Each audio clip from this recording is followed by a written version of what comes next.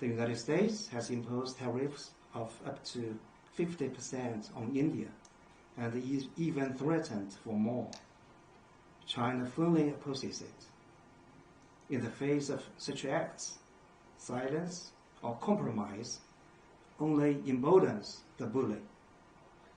China will firmly stand with India to uphold the multilateral trading system with the World Trade Organization at its core. Honorable Ambassador Venkatesh Verma, Honorable General Mukan Naravan, Honorable Ambassador Nyan Sabwar, Honorable Mr. Manish Chand, dear friends, ladies and gentlemen, on the occasion of the 75th anniversary of the establishment of diplomatic relations between China and India, it is a great pleasure for me to share with you about the development of China-India relations and explore right ways for neighboring major countries to get along with each other.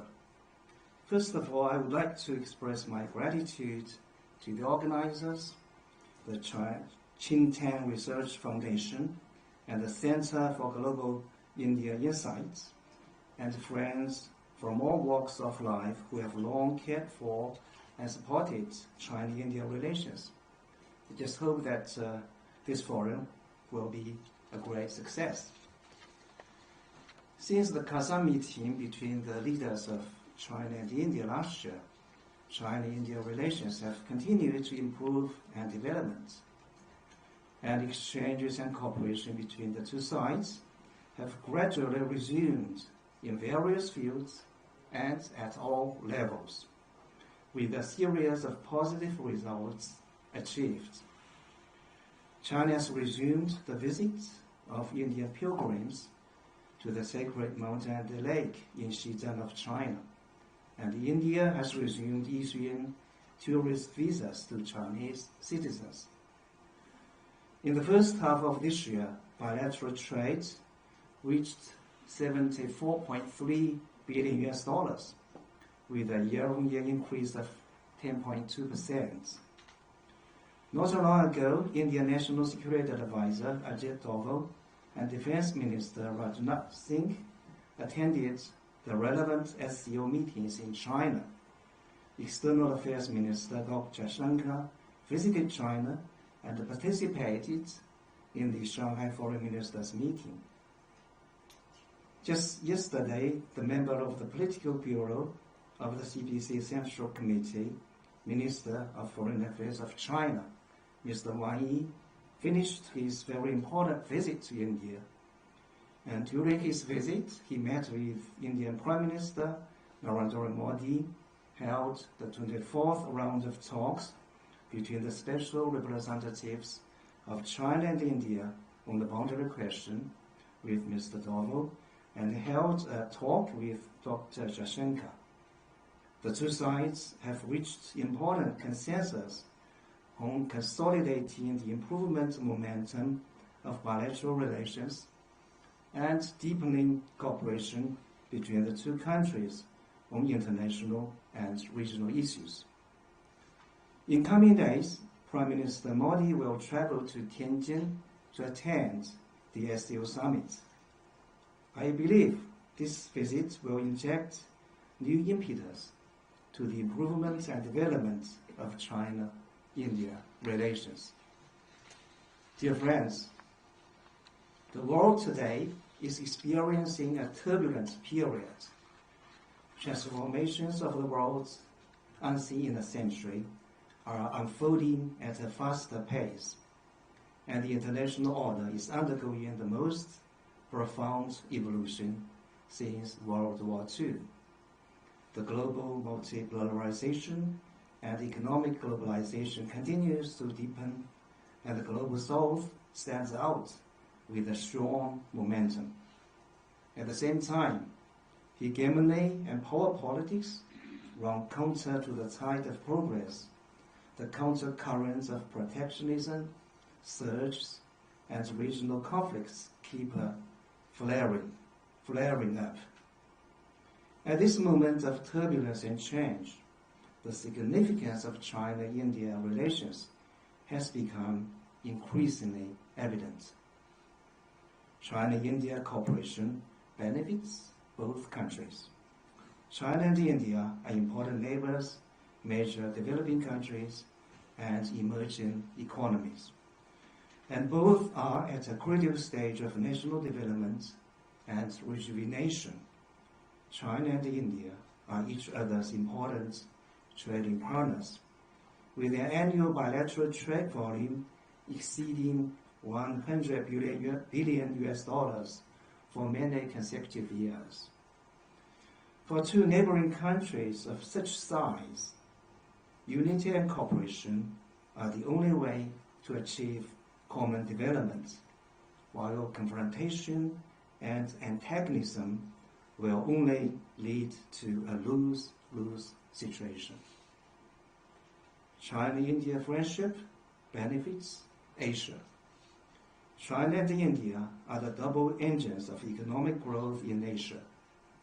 The combined population of the two countries is 2.88 billion, accounting for about 35% of the world's total population. The combined GDP of the two countries, calculated on the basis of the nominal exchange rate, amounts to 23.4 trillion US dollars, accounting for about 20% of the world's GDP. The 5 principles of peaceful coexistence, jointly advocated by China, India, and other countries, have become the basic norms of international relations and the fundamental principles of international law. Today, as long as China and India live in harmony and achieve mutual success, we can continue the Asian miracle in the turbulent international situation and serve as the ballast stone in safeguarding Asia's security and stability.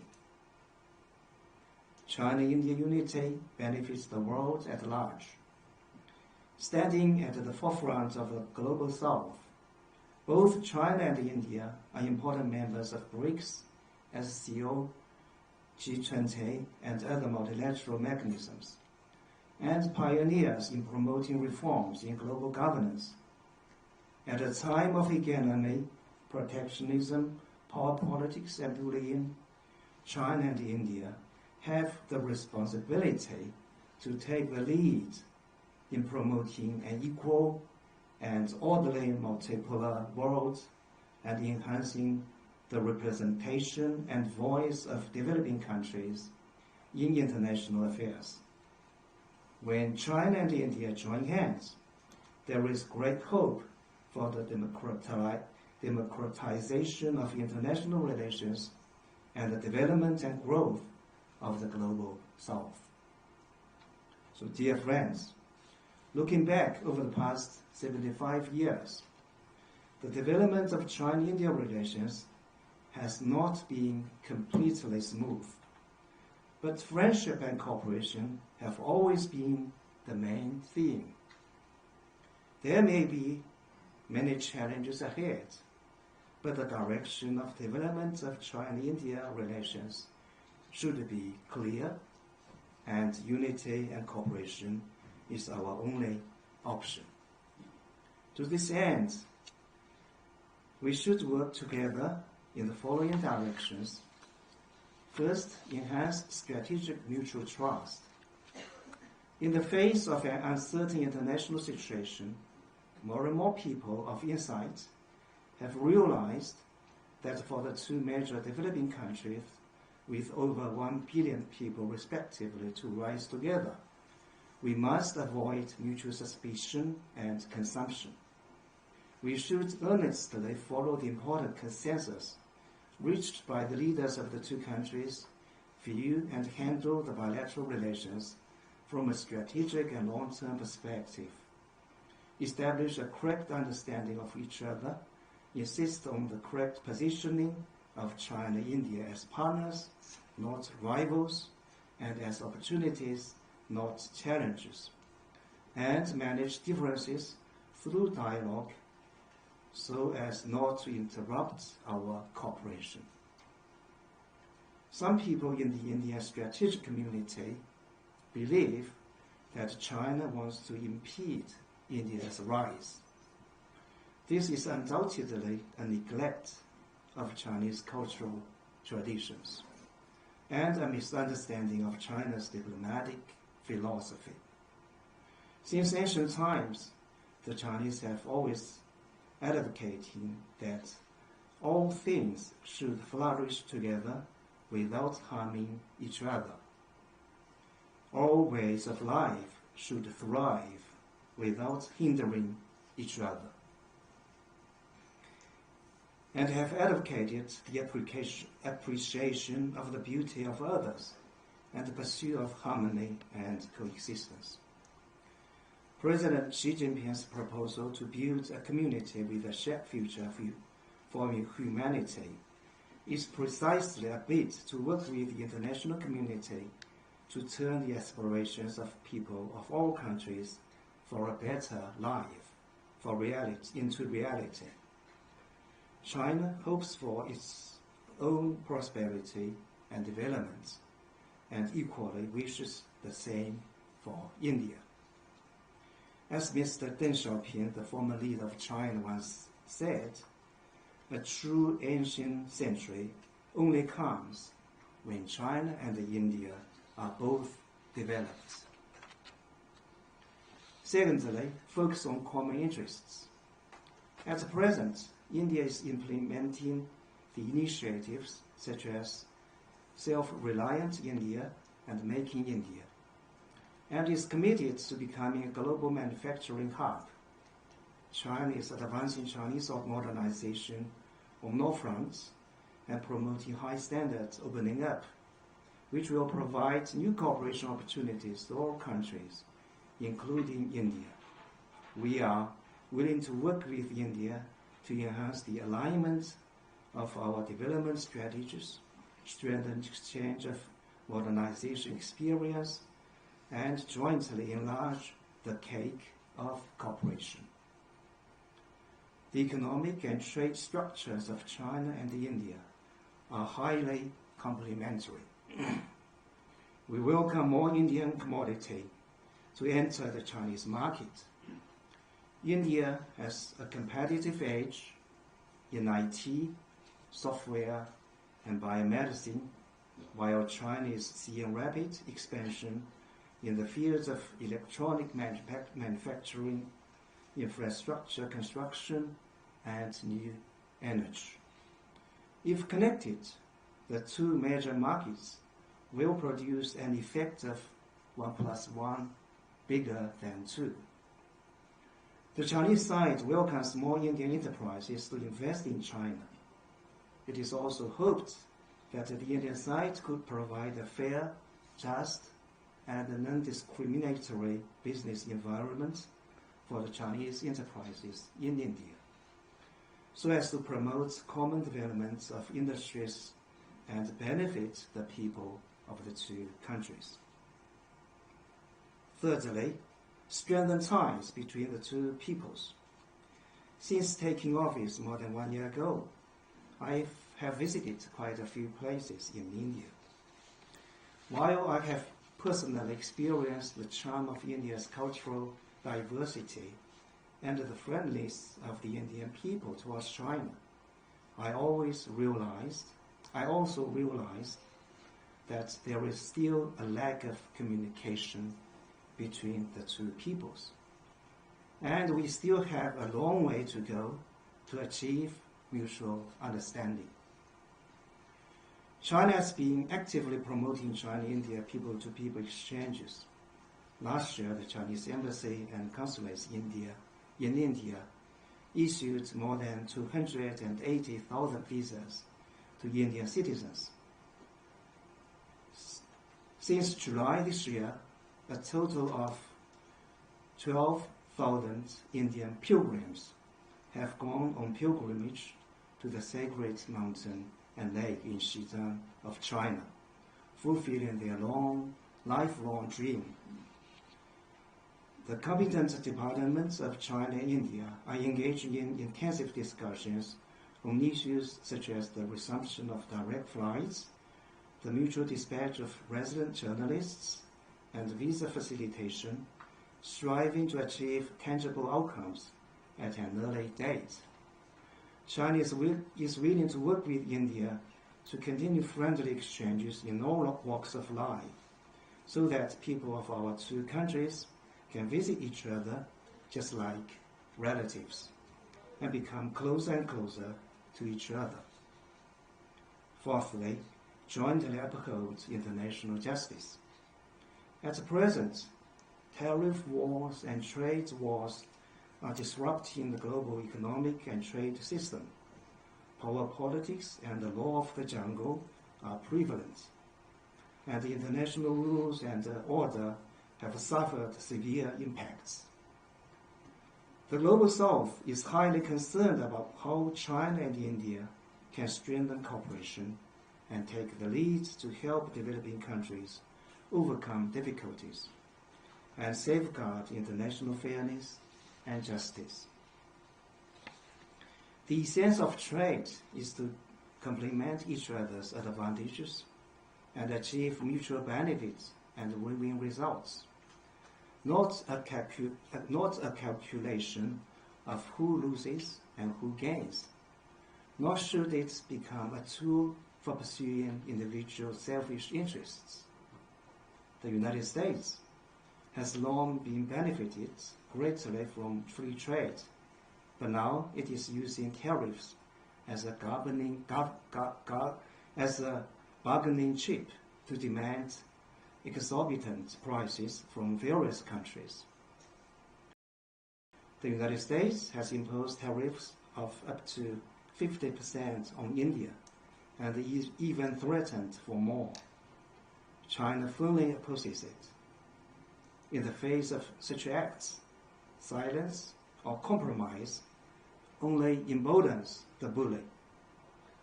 China will firmly stand with India to uphold the multilateral trading system with the World Trade Organization at its core. Dear friends, the SCO is an important platform for multilateral cooperation between China and India.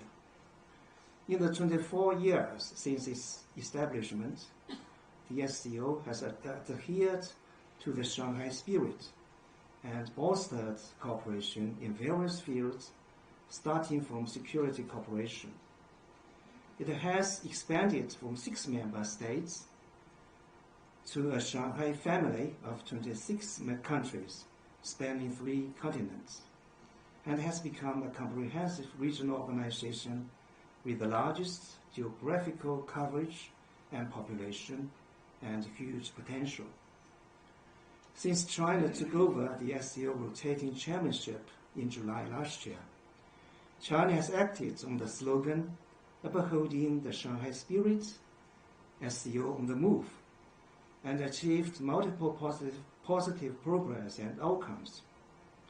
China has hosted over 100 events as the SCO chair, covering various areas. China has worked with all member states to advance reform and innovation in various aspects such as the deliberation mechanism, cooperation pattern, and permanent bodies.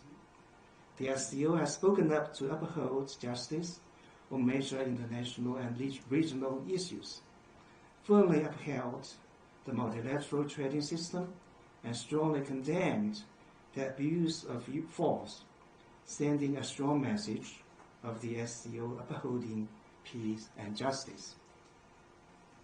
The SCO summit will be held in Tianjin on September the 1st.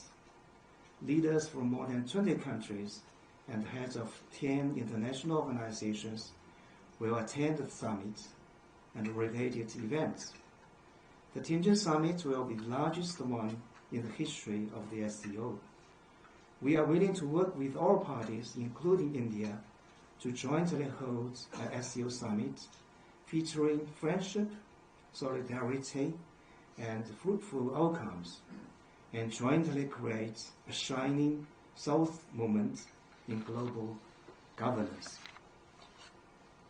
So, dear friends, ladies and gentlemen, Mahatma Gandhi once said, "Unity is strength. When there is teamwork and collaboration, wonderful things can be achieved." Let us join hands and work hard for a stronger Asia and a better world. And together we can open a new chapter of Dragon-Elephant Tango.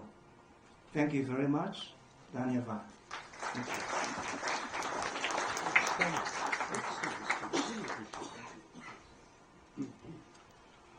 Thank you, Ambassador Feihong.